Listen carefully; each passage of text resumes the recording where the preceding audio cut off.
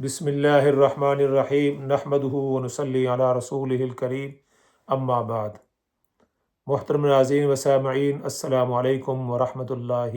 وبرکاتہ۔ آج کے میرے درس کا عنوان ہے سود، ربا، انٹرسٹ۔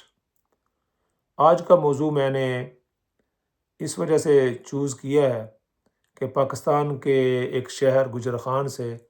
ایک انتہائی افسوسناک اور ہولناک خبر میڈیا کے اندر رپورٹ ہوئی ہے کہ جہاں پر ایک خاتون نے سود کی قسط نہ ادا کرنے پر خودکشی کر لی، اور اس کے بعد جب اس کا خامد تھانے کے اندر جاتا ہے رپورٹ درج کرانے کے لیے، وہاں اس کو مایوسی ہوتی ہے تو وہ اس کی مایوسی کے اندر اپنی جان لے لیتا ہے اور وہ بھی خودکشی کر لیتا ہے۔ تو اس طرح ایک پورا خاندان، میاں اور بیوی دونوں تباہ ہو جاتے ہیں، برباد ہو جاتے ہیں، اور کہا یہ جاتا ہے کہ ان دونوں کی ایک 12 سال کی بچی تھی جو اکیلی اور تنہا اس دنیا کے اندر رہ گئی۔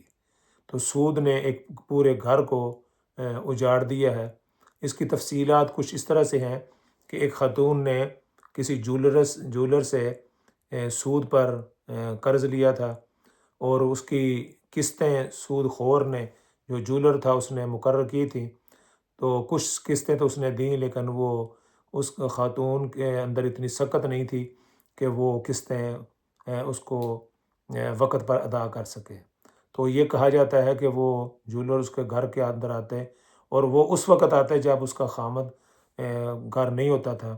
تو اس پر آ کو دباؤ ڈالتے۔ جب وہ بیچاری اپنی بے بسی کا اظہار کرتی کہ میرے پاس قسط دینے کے پیسے نہیں ہیں، تو پھر وہ اس کو مجبور کرتے کہ ان کے ساتھ جنسی تعلق قائم کرے۔ تو بیچاری وہ اس کے ساتھ جنسی زیادتی بھی کرتے رہے، اور اس پر پریشر بھی ڈالتے رہے، اس کو مینٹلی ٹارچر بھی کرتے رہے۔ بالآخر اس نے آ کر جب دیکھا کہ اس کوئی حال نہیں ہے، تو اس نے بیچاری نے گولیاں کھا کر خودکشی کر لی، اور اس نے نزا کے وقت یہ میڈیا کو بیان بھی دیا کہ میری موت کا ذمہ دار فلاں جولر ہے، اور میں نے اس سے سود پر کچھ رقم لی تھی، لیکن وہ میں اس کی ادائیگی نہیں کر سکتی تھی۔ اس وجہ سے اس جولر نے مجھ پر دباؤ ڈالا، میری زندگی تباہ کی، میری عزت کو بھی تباہ کیا، اور آج میں اس کی وجہ سے زندگی کو ختم کر رہی ہوں۔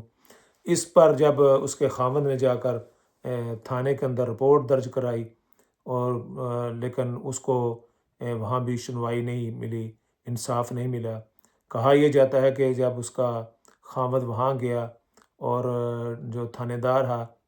تھا اس کو ریکویسٹ کی، درخواست دی کہ اس جولر کو اس کے اندر نامزد کیا جائے، تو تھانے دار نے اس کو بھی بلایا، اور جو اس مرحومہ کا خامد تھا وہ بھی آیا، اور جولر بھی آیا۔ کہا یہ جاتا ہے، رپورٹ یہ کیا جا رہا ہے کہ تھانے دار نے ان کو، جو سود خور تھے، جولر تھے، ان کو بڑا پروٹوکول دیا، کرسیوں پر بٹھایا، ان کے آگے پانی کے گلاس رکھے، اور یہ جو درخواست لے کر گیا تھا، مظلوم تھا، اپنی بیوی کی رپورٹ درج کرانے گیا تھا خودکشی کی، تو اس کے بارے میں کہا جاتا ہے کہ اس کو وہاں کھڑے رکھا، اور جو ظالم تھے اور جو سود خور تھے ان کو وہاں بٹھا کر ان کو پروٹوکول دیا گیا۔ یہ بھی رپورٹ کیا جا رہا ہے کہ ان کی جو مرحومہ کی بیٹی تھی وہ بھی ساتھ تھی، جس کی عمر 12 سال ہے، وہ اپنے باپ کے ساتھ اپنی ماں کا مقدمہ لے کر وہاں گئی تھی، لیکن جب اس نے دیکھا کہ یہ معاملات ہیں، تو یہ بھی کہا جا رہا ہے کہ وہ بچی گھر آ کر اپنے ابو سے کہتی ہے، ابو جی مجھے لگتا نہیں ہے کہ ہمیں یہاں سے انصاف ملے گا تھانے سے، کیونکہ جو میں نے رویہ دیکھا ہے تھانے دار کا، کیونکہ وہ خود ان سے قسط وصول کرتا ہوگا، پیسے لیتا ہوگا، تو وہ اس مظلوم کا ساتھ نہیں دیتا، وہ انہی جو جرائم پیشہ عناصر ہیں، جو سود خور ہیں، انہی کا وہ ساتھ دے رہا تھا، وہ بھی انہی کے ساتھ ملا ہوا تھا۔ یعنی پورا نظام ہی تباہ و برباد ہے۔ تھانے کیا، عدالتیں کیا، پارلیمنٹ کیا، ہر چیز کے اندر 2 نمبری ہے، ہر چیز کے اندر فراڈ، اور بددیانتی اور جو ہے نا وہ لاقانونیت ہر طرف اس کا بسیرا ہے۔ تو وہ جب دیکھا اس نے کہ اس کی بیوی کو انصاف ملنے والا نہیں ہے، تو اس خامد نے بیچارے مظلوم نے اس نے بھی خودکشی کر لی۔ تو یہ سود کی وجہ سے اور سود خور کی وجہ سے ایک گھر جو ایک پورا گھرانہ تباہ ہو گیا۔ ایک بچی جو ہے وہ یتیم ہو گئی، اس کا باپ بھی گیا، اس کی ماں بھی گئی، تو پورا ایک گھرانہ تباہ ہو گیا۔ یہ سود کیا ہے؟ کیا سود کے لغوی معنی یہ ہے زیادتی کے اور اضافے کے۔ اس کی مثال ایسے ہے کہ جیسے کوئی آدمی کسی سے پیسے لیتا ہے کسی مدت کے لیے، 2 مہینے کے لیے، 6 مہینے کے لیے، یا 1 مہینے کے لیے، وہ کہتا ہے مجھے 1000 پاؤنڈ دو یا 1000 روپیہ دو، لیکن 1 مہینے کے بعد آپ نے مجھے 1025 روپے دینے ہیں، یعنی 1000 پاؤنڈ کے ساتھ 25 پاؤنڈ ایکسٹرا دینے ہیں۔ تو اگر آپ نے نہ دیے تو یہ بڑھ کر 50 ہو جائیں گے، پھر 75 ہو جائیں گے، پھر 100 پورا ہو جائے گا، یعنی 1000 آپ نے لیا ہے تو آپ نے 1100 مجھے واپس کرنا ہے۔ اگر وہ نہ دیے تو بڑھتے بڑھتے وہ سود وہ سینکڑوں میں اور ہزاروں میں چلا جاتا ہے۔ تو اس سود کی اللہ رب العزت نے قرآن حکیم کے اندر سخت مذمت فرمائی ہے۔ اللہ رب العزت شاہ فرماتے ہیں یا ایھا الذین آمنوا اتقوا اللہ وذروا ما بقی من الربا ان کنتم مؤمنین فإن لم تفعلوا فأذنوا بحرب من اللہ ورسولہ۔ اے ایمان والو، اللہ تعالیٰ سے ڈرو، جو سود باقی رہ گیا ہے، یعنی جو تم سود کاروبار کر رہے تھے اس کو چھوڑ دو۔ ہاں، جو باقی رہ گیا ہے وہ چھوڑ دو اگر تم سچے مسلمان ہو، ایمان لانے والے ہو۔ اور اگر اللہ رب العزت تنبیہ بھی فرماتے ہیں اگر ایسا نہیں کرتے تو اللہ تعالیٰ سے اور اس کے رسول کے لیے لڑنے کے لیے، جنگ کے لیے تیار ہو جاؤ۔ یعنی اللہ رب العزت اتنے غضبناک ہیں سود کے معاملے میں اور سود خوروں پر، کہ اگر وہ سود خور اپنی اس حرکت سے باز نہیں آتا تو اللہ رب العزت کا اور اللہ کے رسول کا اعلان جنگ ہے اس کے لیے۔ کسی بھی گناہ کی اتنی سخت وعید نہیں آئی قرآن کے اندر، حدیث کے اندر، جتنی وعید اس سود کے بارے میں اللہ رب العزت نے شائع فرمائی۔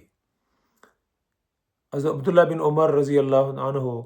حضرت عبداللہ بن عباس رضی اللہ عنہ فرماتے ہیں کہ اسلامی مملکت میں جو شخص سود چھوڑنے پر تیار نہ ہو تو خلیفہ وقت یعنی حکومت کی ذمہ داری ہے کہ وہ اس سے توبہ کرائے، اس کو کہے توبہ کرے، اور فرمایا کہ اگر وہ سود لینے سے باز نہ آئے تو حکومت کو یہ حق ہے کہ اس کی گردن اڑا دے۔ ابن کثیر نے اس کو نقل کیا۔ ایک اور حدیث کے اندر رسول اللہ صلی اللہ علیہ وسلم نے فرمایا سود ماں کے ساتھ بدکاری سے بھی بڑا گناہ ہے۔ الربا 70 جزءا ایسرھا اسما ان ینکح الرجل امہ۔ سود کے گناہ کے 70 درجے ہیں، سود کے گناہ کے 70 درجے ہیں، ان میں سے ادنا درجہ اپنی ماں سے زنا کرنا ہے۔ یہ اتنا بڑا گناہ ہے اور اتنی اس کی نحوست ہے جس کی اللہ رب العزت نے قرآن حکیم کے اندر بڑی مذمت کی ہے، اور رسول اللہ صلی اللہ علیہ وسلم نے اس کو ماں کے ساتھ زنا سے بھی زیادہ برا فعل قرار دیا ہے۔ لیکن آج ہمارے کہنے کو تو اسلامی معاشرے میں اسلام جو رسول اللہ صلی اللہ علیہ وسلم کے امتی ہونے کے دعوے دار، نام بھی محمد، اقبال اور احمد رسول، کیا کیا ان کے نام بھی ہیں، لیکن وہ سودی کاروبار کر رہے ہیں اور لوگوں کی زندگیاں تباہ کر رہے ہیں، جن کا بارے میں اللہ رب العزت نے فرمایا کہ اگر تم سود نہیں چھوڑتے فَأَذَنُوا بِحَرْبٍ مِّنَ اللَّهِ وَرَسُولِهِ۔ تو حکومت کو چاہیے کہ یہ سود کا جو کاروبار ہے، اصل میں مسئلہ یہ ہے کہ حکومت خود سودی کاروبار کر رہی ہے، اس کے بینک خود سود لے رہے ہیں اور سود دے رہے ہیں۔ جب وہ ساری حکومت اسی پر کھڑی ہے، سارا معاشرہ اسی پر کھڑا ہے، وہ سارے لوگ سود لے رہے ہیں اور سود دے رہے ہیں۔ ایک ٹی وی رپورٹر نے کہا کہ ہر گلی محلے کے اندر ایسے لوگ موجود ہیں جو سود پر لوگوں کو پیسے دیتے ہیں، ان کو پھنساتے ہیں ان سے قسطیں وصول کرتے ہیں۔ اور انہوں نے ایک مثال بھی دی، انہوں نے کہا کہ 1200 وہ کہہ رہا تھا کہ میں 1200 روپیہ قسط دیتا ہوں، تو 1150 بھی دوں تو وہ سود خور جو ہے وہ لینے کے لیے تیار نہیں ہوگا، وہ کہے گا 50 روپے پورے لے کر آؤ، پورے 1200 لے کر آؤ۔ اتنی سختی اور اتنی ان کے اندر اتنا ان کے اندر ظلم ہوتا ہے، اور اتنی ان کے اندر وحشت ہوتی ہے کہ وہ کسی صورت بھی اپنی رقم جو ہے، جو قسط ہے، اس میں سے ایک پائی بھی کم لینے کے لیے تیار نہیں ہوتے۔ تو ایسے سود خوروں کا اب کس سے مطالبہ کیا جائے کہ یہ ان کا کلا کما کیا جائے، جب حکومت ہی اور پورا نظام ہی اور پورا معاشرہ ہی اس پر کھڑا ہو؟ تو صرف اللہ کا ڈر اور اللہ کے رسول صلی اللہ علیہ وسلم کی شفاعت کا ڈر ان کو اس کام سے روک سکتا ہے، اللہ کا ڈر ہی ان کو اس بات سے روک سکتا ہے۔ لیکن حکومت جو ہے نا، وہ لگتا ہے کہ وہ بالکل سوئی ہوئی ہے، اس کی اس طرف توجہ نہیں ہے، اور ہو بھی کیسے کہ وہ دوسرے کاموں کے اندر مشغول ہے، وہ خود سودی کاروبار کے اندر ملوث ہے، اور وہ خود بھی سود لے رہی ہے اور خود سود دے رہی ہے۔ تو لیکن یہ ایک ہمارے معاشرے کے لیے، جو اسلامی معاشرہ ہے، اس کے لیے ایک بہت بڑا دبا ہے۔ تو ہم دعا گو ہیں اور یہ مطالبہ کرتے ہیں حکومت سے کہ ایسے سود خوروں کو پکڑا جائے، جو دوسروں کی زندگیوں کے لیے ایک خطرہ بن چکے ہیں اور لوگوں کے گھروں کو اجاڑ رہے ہیں۔ تو ایسے لوگوں کو پکڑا جائے، اور ہم ان کے دعا بھی کرتے ہیں کہ جو میاں بیوی نے اپنی جان دی، اللہ تعالیٰ ان کی مغفرت فرمائے، ان کے درجات کو بلند فرمائے، اور جو بچی رہ گئی اللہ تعالیٰ اس کا اچھا سبب بنائے، ان کو کوئی اچھے سرپرست عطا فرمائے جو اس بچی کی کفالت کرے۔ وآخر دعوانا ان الحمد للہ رب العالمین۔